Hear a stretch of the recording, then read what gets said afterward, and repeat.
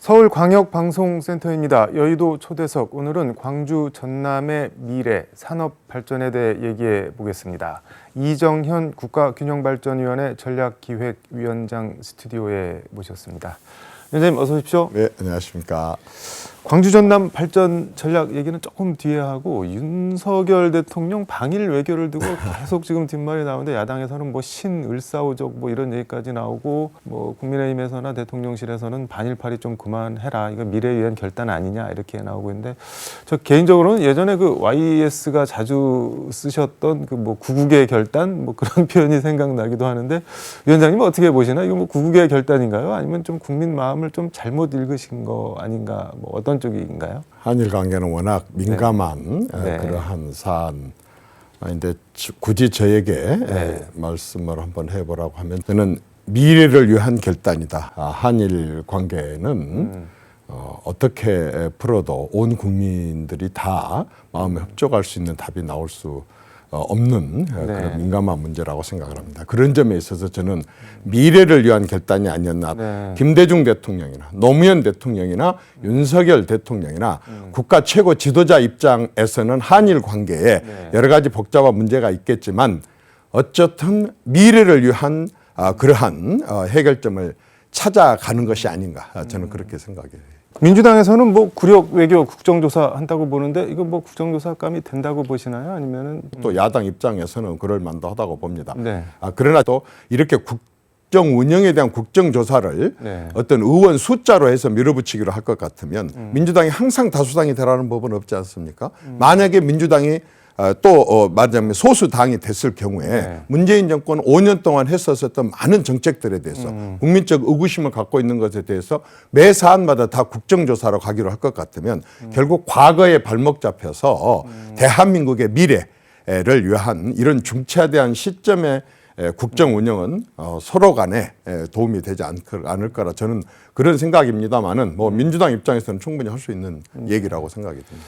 알겠습니다. 이 얘기는 여기까지 하고, 윤석열 대통령이 얼마 전 비상경제민생회의를 주재했는데, 여기서 2042년까지 용인에 710만 제곱미터 규모 반도체 첨단 산업단지 조성하고 뭐 한 150개 넘는 업체 유치하겠다, 이렇게 정부가 발표를 했는데, 이게 또 수도권이냐, 뭐 지방 살리기는 어떻게 되는 거냐, 뭐 이런 자조, 뭐 비판도 나오고 있는 것 같은데 어떻게 보시나요? 저 역시 마찬가지 생각입니다. 국민들하고 같은 생각입니다. 정말 수도권에 이렇게 300조의 한 분야, 반도체 분야를 투자를 하는 것이 맞느냐라고 하는 그런 강한 솔직히 말해서 아쉬움이 있습니다. 네.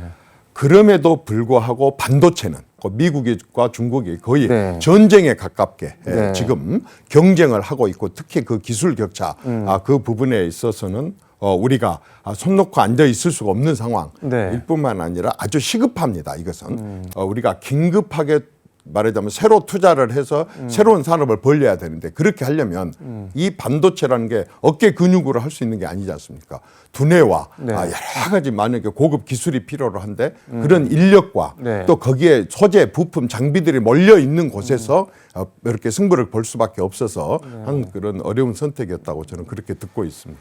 그런 논리라면은 지방은 인프라와 말씀하신 인력이 수도권에 비해서 부족할 수밖에 없는데, 그러면은 뭐 지방이 어려워서 지방을 살리자는 건데, 지방은 어려우니까 지방에서 하면 안 된다, 뭐 이런 약간 순환 모순 같은 게 생기는데, 지금 말씀하신 그것 때문에 저도 많이 아쉬웠었고 또 솔직히 지금도 정말 이 길밖에 없는가라는 생각을 저 역시 갖고 있습니다.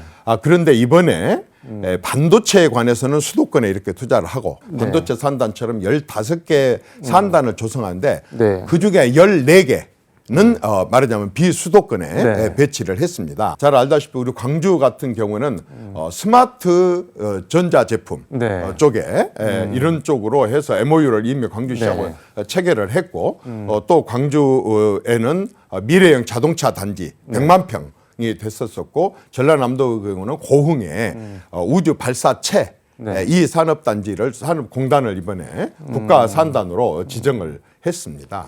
지금 국토균형발전위원회 전략기획위원장이신데 총론에서 뭐 윤석열 정부, 윤석열 대통령의 지방 살리기 뭐 이런 철학 정책을 어떻게 얘기를 할 수 있을까요?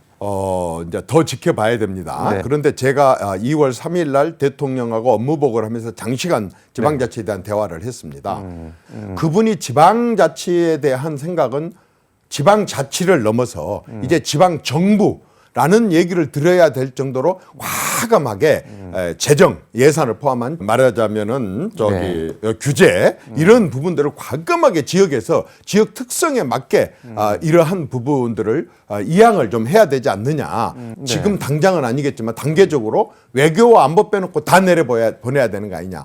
지방이 지방 정부로서 역할을 하려면 어쨌든 예산이 있어야 되는데 그럼 예산은 어떻게 하나요? 바로 이제 그런 점입니다. 그래서 이제 지금 이번에 새로 법이 하나 통과가 되게 되는데 네. 그 법의 통과가 되게 된다고 한다면 이제 그동안에 지방 분권하고 지역 균형위원회하고 두 개가 있었던 걸 합해가지고 지방 시대위원회로 만듭니다. 네. 여기에 가장 핵심이 뭐냐면 기회발전 특구라는 것하고 교육자치 특구라는 건데 이 기회발전 특구라고 하는 것은 뭐냐면 지자체가 제대로 된 자기 지역의 발전 계획을 내는 겁니다. 이를테면 광양제철이 세계에서 제일 큰 철강 회사다. 네. 여기서 나오고 있고 또 옆에 있는 포스코 케미칼에서 나오는 2차 전지의 음극재, 양극재가 굉장히 중요한 소재다. 네. 이걸 합해갖고 우리는 2차 전지의 단지를 크게 조성하려고 한다. 그런데 저 부분이 어떤 규제에 묶여 있다. 이런 부분들을 과감하게 지방에서 기획을 하게 만드는 겁니다. 그리고 그게 관련된 기업을 지방에서 접촉을 해서 끌어오는 겁니다. 그런데 거기 그 기업을 끌어오는데 필요로 하는 예산, 네. 이를테면 길을 닦아준다든지 항만을 제대로 또 정비를 해준다든지 그 밖에 여러 가지 투자를 하는 이러한 예산들에 대해서 아까 기회발전 특구에 대해서는 과감하게 그렇게 정부에서 지원을 하고 아까처럼 규제 완화에 대해서도 전적으로 그 지역에 한해서 지자체에 맡기는 이런 방향으로 가려고 하는 의지들을 가지고 있습니다. 그러니까 특구 지정의 권한이 지자체에 있는 건가요? 중앙정부? 지방 특구는 네. 일단 지자체에서 유치하려고 하는 산업체와 네. 그 산업체에 공급할 인력을 그 지역에 있는 대학교, 인력 양성 기관과 지자체가 주축이 돼가지고 네. 종합 계획을 세우고 지자체에 있는 의회 동의를 거쳐서 올리게 되면 각 부처에서 이렇게 지원하면 되겠구나, 저렇게 지원해주면 되겠구나라고 하는 파지티브한 대책을 세운 다음에 최종 심사는 제가 소속되어 있는 국토균형위원회, 이제 앞으로 지방시대위원회가 됩니다만은 네. 지방시대위원회에서 전문가들과 함께 종합적인 심사가 네. 될 겁니다. 지금 앞서서 광주는 미래차 산단 그리고 전남공은 우주 발사체 산단으로 신규 지정이 됐다는 말씀을 했는데 광주를 미래차 산업 메카로 만들려면 뭐를 어떻게 해야 되는 걸까요? 혹시 뭐 구상 같은 게 있으실까요? 저는 이 부분에 있어서는 광주를 미래차의 네. 중심 도시를 한번 만들자. 그 미래차가 뭐냐? 지금 가장 유행하고 있는 전기차, 네. 앞으로 수소차, 그다음에 날아다니는 도심을 날아다니는 택시, UAM, 그다음에 자율주행차 이런 부분들의 미래차라고 하는데 지금 내연기관은 부속품이 한 35,000개, 네. 그다음에 전기차의 경우는 15,000개 정도 되는데 이 부속품을 우리 지역에서 생산한다고 가정을 해본다면 얼마나 많은 협력업체들이 생기게 될 것이고 많은 취업이 이루어지게 되겠습니까? 근데 그걸 그런데 어떻게, 이렇게 되려고 한다면 어떻게 해야 되냐면 네. 지금처럼 42만 대에서 50만 대 생산 가지고는 안 됩니다. 30만 대 정도로 더 생산해서 80만 대 내지 100만 대 이상 생산을 그렇게 하기 위해서 이번에 이를테면 100만 평의 이 국가 산단이 네. 조성됐다고 한다면 이게 미래차 말하자면 네. 산업단지 아니겠습니까? 국가 산단입니다. 이곳에 말하자면 현대가 50만 대에서 80만 대나 100만 대 생산을 하기 위해서 이쪽으로 현재 한 도심 가운데 있는 기아차를 이쪽으로 옮기는 겁니다. 옮기게 하고 말하자면은 그 소물 네. 부속품, 그다음에 대물 부속품, 그리고 앞으로도 자율주행이나 이런 걸 하려면 계속 연구를 해야 하니까 연구기관, 그리고 거기에 행정동을 포함한 복지시설, 그리고 이렇게 큰 자동차 산업단지에서는 자체적으로 실험하고 인증하고 테스트 베드를 만들어서 해야 됩니다. 그러려고 한다면 광주는 정말로 좋은 그러한 그 미래차 생산 기지가 될 수 있습니다. 왜 그러냐? 바로 이 근데 그 현대를 그렇게 데리고 와서 생산 뭐 대수를 늘리고 뭐 그거에 이제 따라서 뭐 부속품 만드는 회사 등등 이렇게 늘리려면 어쨌든 현대를 데리고 와야 되는 거잖아요. 그렇습니다. 현대를 데려올 수 있는 뭐 당근이라면 뭐 광양제철이 알다시피 전 세계 철강 회사 1위입니다. 2,600만 톤. 이 광양제철에서 생산되는 철, 말하자면 전기 강판이 들어가게 되고 이 전기차의 핵심은 전기 배터리인데 네. 이 배터리에 들어가는 음극재, 양극재, 전해질 분리막이라고 하는 네 소재 중에 양극재, 음극재가 거의 70%를 차지하는데 네. 지금 율촌에 있는 포스코 케미칼에서 이것을 우리나라의 거의 대부분을 이쪽에서 생산합니다. 가장 많이 생산합니다. 바로 이런 전기차의 소재가 다 바로 광양에서 생산되는데 저는 정말 치밀하게 그 광주 전남에 있는 정치권과 네. 그리고 행정부와 그다음에 지역 사회가 힘을 합쳐서 어쨌든 현대로 하여금 이쪽에 100만 대 이상의 생산을 할 수 있는 여건과 환경을 마련하는 집중하는 것이 결국 광주에 일자리를 만들고 양질의 일자리를 만들어서 네. 결국 광주를 떠나지 않게 만들고 그리고 광주에 있는 많은 학교에서 졸업한 학생들이 객지로 가지 않고도 지역에서 취업할 수 있는 그런 여건과 기반이 될 수 있지 않느냐 그런 말씀을 드리는 겁니다. 최우선의 사업이라고 저는 생각합니다. 지금 율촌 산단 얘기 잠깐 해주셨는데 포스코 케미컬이 인도네시아로 간다고 하던데 그건 뭐 무슨 얘기인가요? 혹시 뭐 들으신 게 있을까요?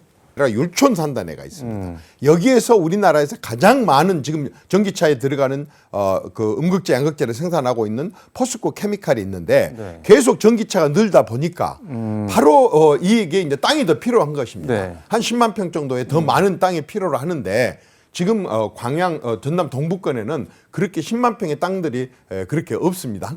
그래서 같은 광양 제철 안에 있는 네. 그 이미 지금 답권은 그 동안에 있는 15만 4천 평의 이 네. 땅을 포스코 케미칼에서 좀 쓰자고 하는데 규정상 안 됩니다. 여기는 제철 단지고 여기는 화학이고 제철 단지에 화학을 넣을 수 없다는 겁니다. 같은 회사고 이미 다 조성되어 있는데 그러니까 포스코 케미칼 입장에서는 수요는 계속 늘어나고 땅은 없고 그렇게 해서 이것을 다른 지역으로 옮기든지 아니면 인도네시아로 나가는 것을 검토를 할 정도로 지금 그런 지경에 이르렀습니다. 이게 뭐 변통할 수 있는 방법이 없는 건가요? 아니 그래서 이제 제가 지금 이 얘기를 듣고 국토부 쪽에 알아봤더니 아주 꽉 막혀서 안 됩니다. 산업부 쪽 알아봤습니다. 역시 마찬가지로 안 됩니다. 뭐 때문에 89년도에 만들어놓은 규정 때문에 한 겁니다. 만든 그런데 규정을 바꿀 수는 없는 건가요? 바로 지금 그 점 때문에 그러는 거예요. 이렇게 지금 광양에 있는 대기업을 넓히겠다고 하는데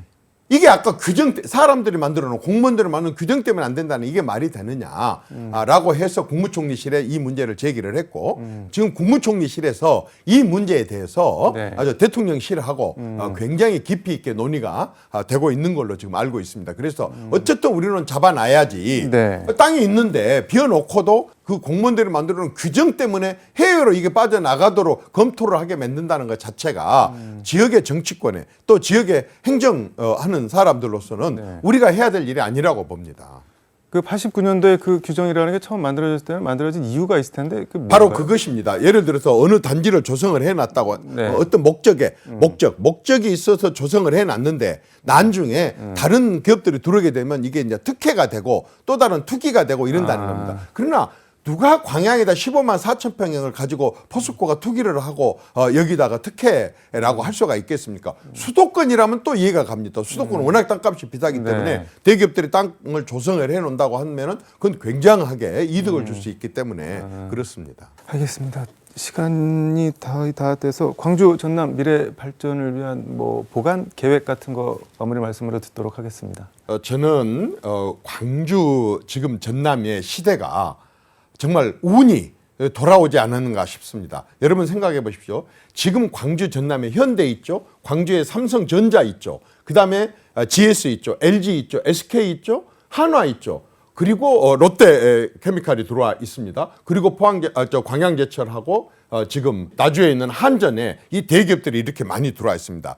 이제는 고흥의 항공 우주 산업도 다른 지역보다도 발사대가 있기 때문에 고흥이 최우선입니다. 석유화학은 전국에서 가장 여수 화학단지가 큽니다. 제철단지는 세계에서 가장 큽니다. 전국 17개 시도가 이제 광주만 AI 데이터 집적센터가 있습니다. 그리고 해상풍력을 포함한 신재생에너지도 광주 전남만큼 지금 여건과 환경이 좋은 곳이 없습니다. 뿐만 아니라 아까 말씀드렸었지만은 2,600개의 섬이 있는 이 해양 관광도 광주 전남만큼 여건이 좋은 데가 없고, 어쨌든 농도라고는 호남에 지금 스마트 농하고 청년 농을 키우려고 하는 국가 시책은 가장 적합한 곳이 바로 광주 전남입니다. 이제 광주 전남은 이제 정치의 전남을 떠나서요, 삶의 전남 쪽으로 우리 모두가 힘을 합친다고 한다면 정말로 우리 미래를 우리 스스로가 개척할 수 있고, 그동안에 소외된 땅이라고 생각했던 광주 전남이 그야말로 아껴뒀구나라고 하는 그런 생각이 들 정도로 발전 가능성이 있는 지역이라고 저는 확신을 합니다. 알겠습니다. 오늘 말씀 여기까지 듣도록 하겠습니다. 고맙습니다. 감사합니다. 네, 지금까지 서울광역방송센터에서 이정현 국가균형발전위원회 전략기획위원장과 함께 전해드렸습니다.